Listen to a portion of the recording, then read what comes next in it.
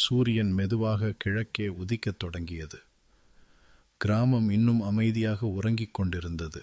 ஆனால் கமலாவின் டீக்கடை மட்டும் விழித்து பரபரப்பாக இயங்கிக் கொண்டிருந்தது. இந்த டீக்கடை கிராம மக்களின் பொழுதுபோக்கு இடம். இங்குதான் ஊரின் எல்லா கதைகளும் பேசப்படும். கடைவாசலில் உள்ள நாற்காலியில் அமர்ந்து செய்தித்தாள் படித்து கொண்டிருந்தார் ராமசாமி. அவருக்கு 2 பிள்ளைகள். மூத்தவன் அர்ஜுன், வயது 12. இளையவள் அஞ்சலி, வயது 8. அர்ஜுன் புத்திசாலி, ஆனால் சற்று விளையாட்டுத்தனமானவன். அஞ்சலி அமைதியானவள், எல்லோரிடமும் அன்பாக பழகுவாள். அப்பா, இன்னைக்கு பள்ளிக்கு விடுமுறை, எங்காவது போகலாமா என்று அர்ஜுன் கேட்டான். ராமசாமி செய்தித்தாளை மடித்து வைத்துவிட்டு, பார்க்கலாம், முதல்ல உங்கள் அம்மா வேலைகளை முடிச்சிட்டு வரட்டும், அப்புறம் முடிவு சொல்லலாம் என்றார். அப்போது கடைக்குள் இருந்து கமலாவின் குரல் ஒலித்தது. என்ன ராமா, இன்னைக்கு என்ன திட்டம்? கமலா, ராமசாமியின் நெருங்கிய நண்பர். பசங்க விடுமுறைன்னு எங்கேயாவது போகலாம்னு கேட்குறாங்க என்றார் ராமசாமி. அப்படியா? பக்கத்தில் இருக்கிற மாந்தோப்புக்கு போயிட்டு வாங்க, பசங்களுக்கு சந்தோஷமாக இருக்கும் என்று கமலா யோசனை கூறினார். மாலையில் ராமசாமி, அர்ஜுன், அஞ்சலி மூவரும் மாந்தோப்புக்கு சென்றனர். மாங்காய்கள் மரங்களில் தொங்கிக் கொண்டிருந்தன. அர்ஜுனுக்கு உற்சாகம் தாங்கவில்லை. மரத்தில் ஏறி மாங்காய்களை பறிக்கத் தொடங்கினான். அர்ஜுன், பத்திரமா ஏறு, விழுந்துடாதே என்று ராமசாமி கவலையுடன் சொன்னார். அஞ்சலி தரையில் கிடந்த மாங்காய்களை பொறுக்கினாள். அர்ஜுன் பறித்த மாங்காய்களை எல்லோரும் சேர்ந்து சாப்பிட்டனர். திடீர்னு அர்ஜுனுக்கு ஒரு யோசனை தோன்றியது. அப்பா, இந்த மாங்காய்களை வித்தா என்ன என்று கேட்டான். ராமசாமி சிரித்தார். வித்து என்ன செய்ய போற? நான் புது வீடியோ கேம் வாங்கணும் என்றான் அர்ஜுன். சரி, ஆனால் நியாயமாக விற்கணும், யாரையும் ஏமாற்றக்கூடாது என்றார் ராமசாமி. சரிப்பா என்று அர்ஜுன் ஒப்புக்கொண்டான். மறுநாள் அர்ஜுன் மாங்காய்களை கூடையில் எடுத்து, மாங்காய், சுவையான மாங்காய் என்று கூவி விற்கத் தொடங்கினான்.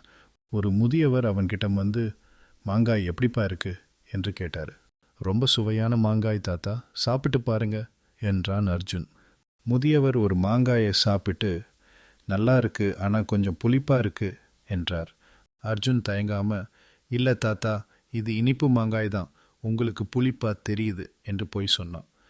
முதியவர் நம்பி பல மாங்காய்களை வாங்கினார்.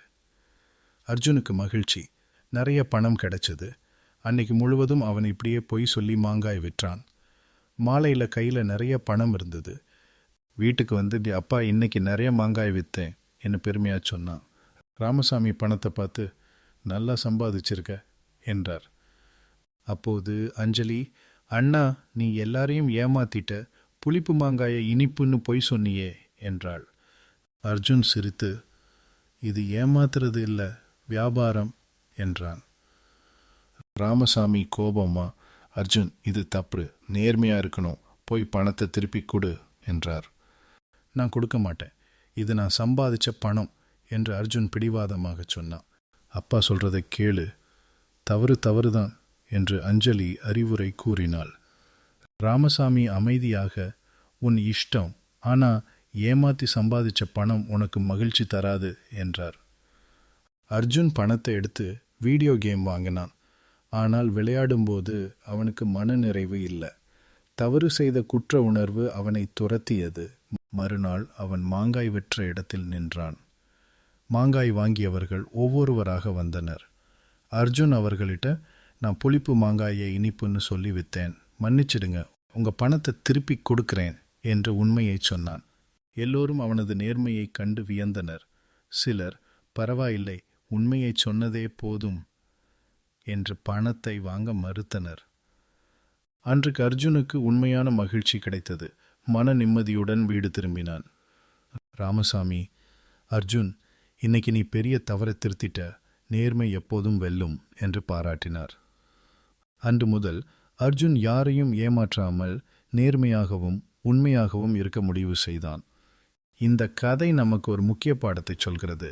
ஏமாற்றுவது தற்காலிக மகிழ்ச்சியை தரலாம், ஆனால் நிரந்தர மன நிம்மதியை தராது.